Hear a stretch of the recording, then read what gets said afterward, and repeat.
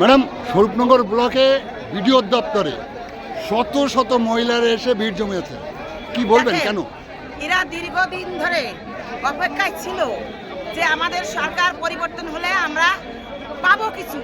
এই অন্নপূর্ণা ভান্ডার এদেরকে একটা টাকাও দেয়নি, আর যাদের না দেবার কথা তাদের টাকাগুলো আগে ঢুকে গেছে। এইটা আমরা জবাব নিতে চাই, কেন হলো?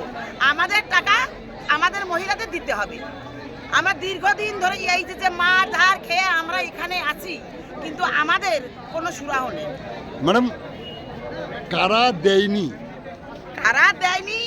আমাদের যারা এই বিডিও অফিসে আছে, যারা ভিডিও তো আপনার সরকারের না, আমাদের যারা এই সরকার চালিয়েছে এতদিন, পঞ্চায়েত এখন তাদের ভিতর, তারাই এই কাজটা করেছে আমাদের সরকারের বদনাম করার জন্য, আমাদের বিজেপি সরকারের বদনাম করার জন্য। এখন এই মহিলাদেরকে কি আশ্বাস দেবেন আপনারা? এখন আমরা বিডিওর কাছে যাব, দেখি কি বলে, তারপরে আমরা উপর নেতৃত্বের কাছে জানাবো।